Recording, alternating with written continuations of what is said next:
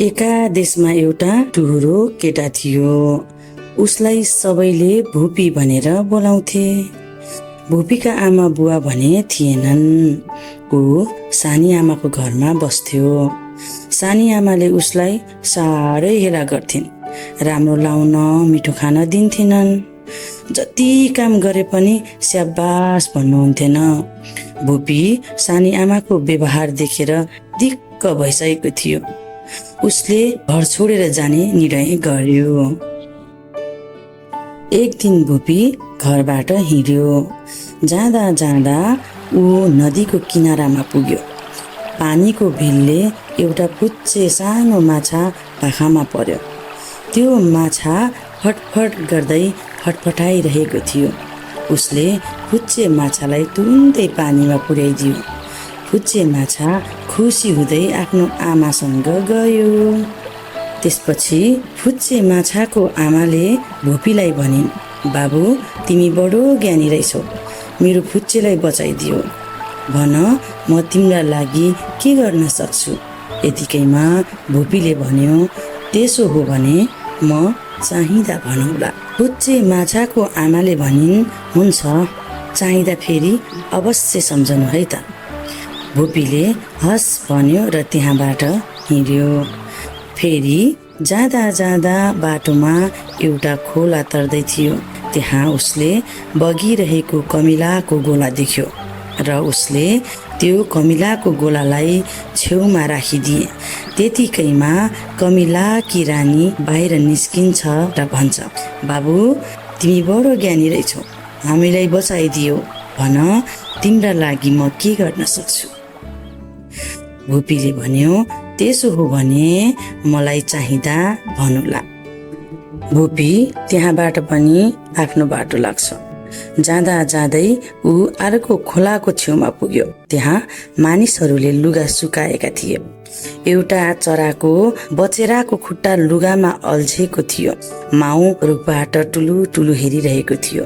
बचेरा चिरचिर गर्दै कराइरहेको थियो। त्यतिकैमा भुपी गएर बचेरालाई कपडाबाट छुटाइदियो र बचेरा खुसी हुँदै भुर्र उडेर आफ्नो माउ भएको ठाउँमा पुग्यो। माउ चराले भुपीलाई भन्यो, तिमीले मेरो बचेरालाई बचायो, भन म तिमीलाई के सहयोग गर्न सक्छु। फेरि भुपीले भन्यो, त्यसो हो भने म चाहिँदा भनौला। त्यसपछि भुपी त्यहाँबाट पनि हिँड्छ। भुपी जाँदा जाँदा एक अर्को ठुलो नदीको किनारमा पुग्यो। ऊ बगरमा हिँड्दै थियो। बगरको छेउमा बुट्यान थियो। त्यहीँनिर एउटा स्याल बगर खोसल्दै थियो। ऊ हेरिरह्यो। हेर्दा हेर्दा स्यालले खोसलेको ठाउँबाट अन्डा निकाल्न थाल्यो। त्यो अन्डा गोहीको थियो। उसले तुरुन्त स्याललाई धपायो। स्यालले एउटा पनि अन्डा नष्ट गर्न पाएन। गोही पानीबाट आयो र भुपीलाई भन्यो, तिमी निडर अनि ज्ञानी बाबु रहेछौ, म तिमीलाई सहयोग गर्न चाहन्छु, भन तिम्रा लागि म के गर्न सक्छु। फेरि भुपीले भन्यो, त्यसो हो भने म चाहिँदा भन्नुला। भन्दै भुपी त्यहाँबाट अगाडि बढ्छ। हिँड्दै जाँदा अचानक भुपी राक्षसको ठुलो बस्तीमा पुग्छ। त्यो थाहा पाएर ऊ फर्किहाल्न खोज्छ, तर राक्षसहरूले उसलाई समातेर राक्षसका राजा कहाँ पुर्याए। राजा डरलाग्दो थियो। टाउकोमा जिङ्रिङ्ग भैँसीका जस्ता ठुला ठुला सिङ थिए। राक्षसको मुखबाट हात्तीका जस्ता लामा लामा दारा थिए। नाङ्ला जत्रा ठुला ठुला कान थिए। राक्षस राजाले हाँस्दै भने, बल्ल मिठो खानेकुरा पाएँ, अब म तँलाई खान्छु। भुपीले निर्धक्कका साथ भन्यो, खा, मेरो कोही पनि छैन, म तुहुरो केटो हुँ, मलाई खाएर त अघाउँछस् भने खा। ठुलो ठुलो मान्छे राक्षसलाई देखेर डराउँथे, बेहोस हुन्थे, तर सानो फुच्चे केटा नडराएको देखेर राक्षस आफै छक्क पर्यो। फेरि पनि राक्षसका राजाले आफ्नो लामो लामो नङ्ग्रा भुपीतिर लम्काउँदै र्याल चुहायो। रुखमा चराहरूले हेरिरहेको थियो। भुइँमा कमिलाका तातीहरू लस्कर परिरहेका थिए। यतिकैमा भुपीले कमिला र चरालाई सम्झियो। भुपीले सम्झने बित्तिकै चराहरूले चारैतिरबाट राक्षसलाई झम्टे। कमिलाहरू राक्षसको जिउमा चढे।